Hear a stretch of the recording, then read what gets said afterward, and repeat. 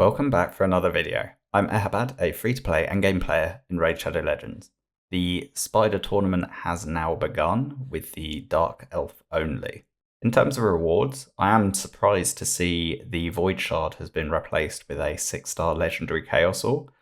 I personally would prefer the Void Shard. I wasn't really expecting them to mix things up between each of the tournaments, to be honest, so I guess that means that there is a possibility in tournaments 3 and 4 that we might see a different reward and we might get something even better than a Void or a 6-star Legendary Chaos Orb. But I hope that in one of the next two tournaments there's something more interesting, maybe a tier 2 Soulstone, or maybe even a Sacred Shard in one of them would be nice as a kind of for the final event to celebrate this week-long series of tournaments. Otherwise, we've got the 250 coins once again, tier 2 coins, which I'm happy with, and actually probably the next best thing are these 10 rank up charms. I really like the rank and rarity charms for forging. I think it gives you a really good return during CVC in terms of increasing your points per item forged, and also there's a lot of good item sets to be crafting in the forge, and targeting those rank and rarity charms to those specific gear sets really increases your yield in terms of high-end usable gear, so very important to be stockpiling those charms. Overall, I've got to say the rewards are not bad. I would have preferred the Void Shard, but I'm happy enough with a 6-star Legendary Chaos Orb as well. As I previously mentioned in one of the earlier videos, I personally would have preferred that we had had Demon Spawn for Spider. I think there are many more options and it would have increased the amount of player participation, as I think more people would have had a viable team with Demon Spawn than with Dark Elves. Obviously, if you have multiple Cold Hearts, then Dark Elves is easy to do stage 20. But if you don't, then you're going to have a real difficult time. Your best bet is to drop down to stage 10 and use an AoE nuker and just blitz through it really quickly and get the points that way. Also, disappointingly, we cannot be running stage 24, which would be my personal preference, to ensure that we're getting the best gear items whilst also maintaining a good efficiency in terms of points per energy, tournament points per energy. Nonetheless, we're going to have to go for stage 20. Now, the team I'm going to run for this is really just reusing champions I already have built without having to invest in additional champions. To that end, I am using my Bat Eater Painkeeper, my 2 Cold Hearts that I use in various areas of the game, including Dark Fae, the Rare Attack Secret Room, Fire Knight. I used to use them in Scarab before I got Urost. I've used 2 Cold Hearts extensively throughout my time in the game, and I definitely don't ever regret having built 2, but I've never really felt the need to build a 3rd or 4th unless you want to do a tournament like this super fast.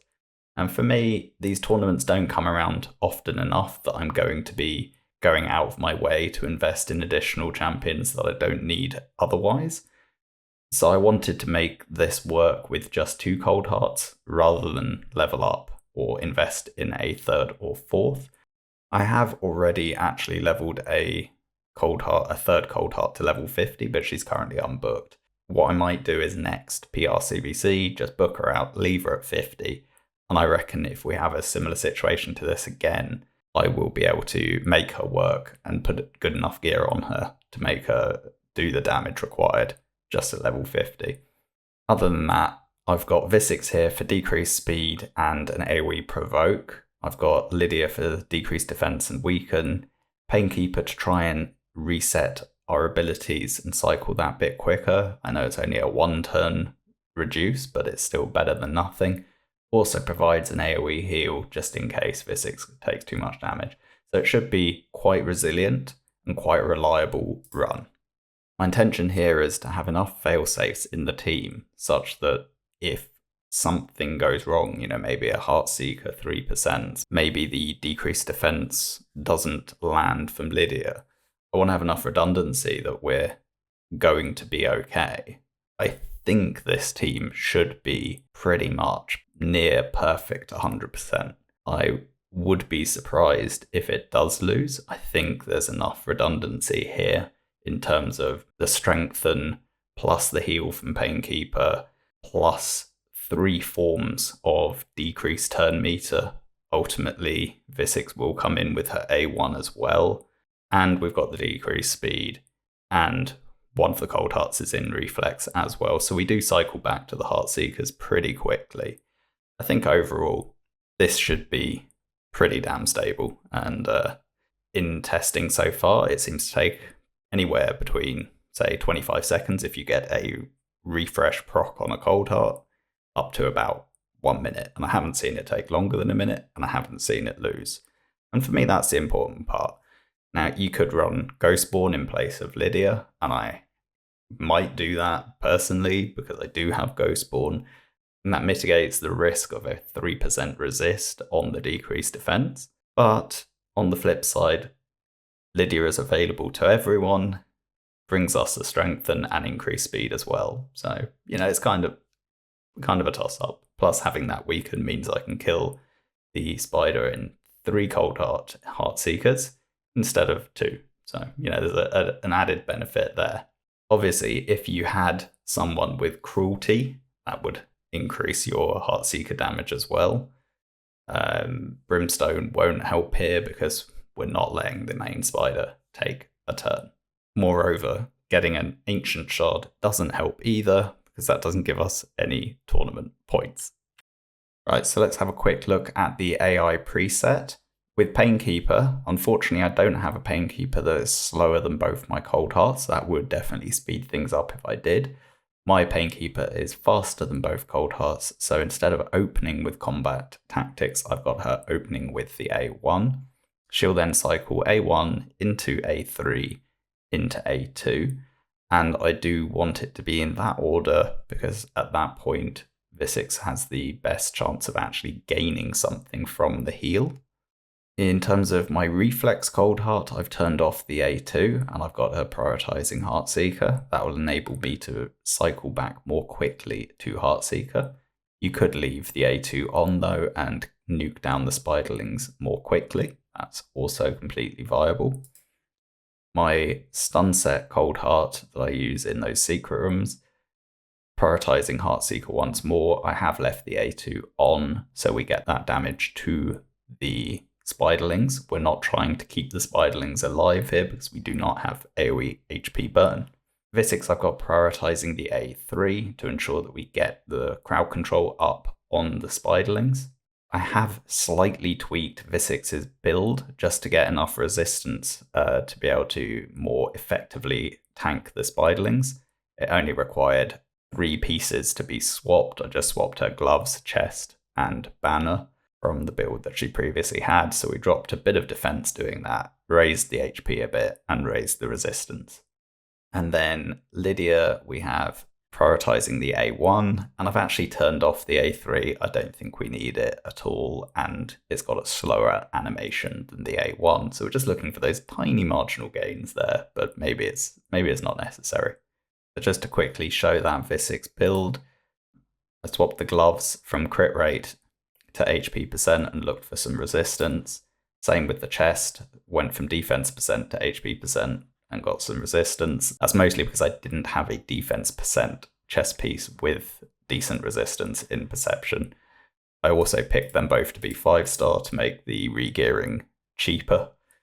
And then I just threw on a resistance banner. It was the only spare resistance banner that I had leveled up to 16 rather than waste silver leveling up another banner. And although we've seen these builds before, my Lydia currently in regen for Ice Golem, good effective HP, good speed, good accuracy, more than you need for this content. We only need 225, but it's kind of a hybrid build, jack of all trades kind of style build on Lydia. There are so many different ways you can build Lydia. One of the most diverse champions there is. In terms of Cold Heart, this is my reflex Cold Heart, shown her many times before. I generally like to be around 200 to 215 speed with my Cold Hearts. 70% crit rate, a good amount of crit damage, and enough accuracy for Dark Fae. So ideally would be a little bit higher, but I think anything around 325 plus is okay. 350 would be better. I do try and get decent HP pools on my Cold Hearts just to ensure they don't necessarily get targeted. And then Cold Heart 2, similar situation, but a lower HP pool because of where I use this Cold Heart. It matters less if she gets targeted, and has more attack in this Cold Heart as she is used in those secret rooms more extensively. Then we again have within that 200 to 215 speed to be useful in all content. 70% crit rate, as much crit damage as I could fit in, but really I was kind of targeting something around the 250% because in a lot of content you're capped at the 10% damage on a boss, so something around 250 to 270 is sufficient. You don't need to go crazy, and it's better to build the remaining stats elsewhere. And then, like I said, enough accuracy for Dark Fae. In terms of masteries, that is what we have. Gone down to Giant Slayer for Fire Knight and for Dark Fae. In fact, the other Cold Heart, same situation. Have got Master Hexer on her, but the Cold Heart 2, I just haven't done the scrolls. Don't feel the need to do so. And then Painkeeper, this is my Bat Eater Painkeeper in Toxic. Overall, I put as much damage into her build as I could, but she hits so weak, it almost doesn't matter.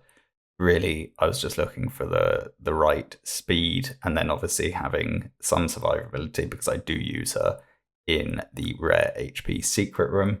And obviously her having a higher HP pool will increase her heal. I also use her in Faction Wars. So she's used in many locations within the game, and this build is a nice build that works in all of those areas. Skills are obviously done, and in terms of masteries, it's a kind of classic unkillable Bat Eater man boss style mastery where you've got Grim Resolve and War Master.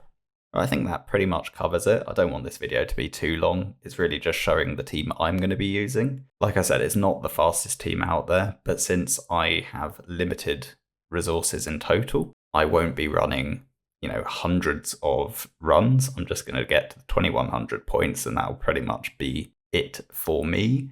So with that in mind, 1 minute running is perfectly fine. I don't need a 10-second farm with, 3 or 4 Cold Hearts.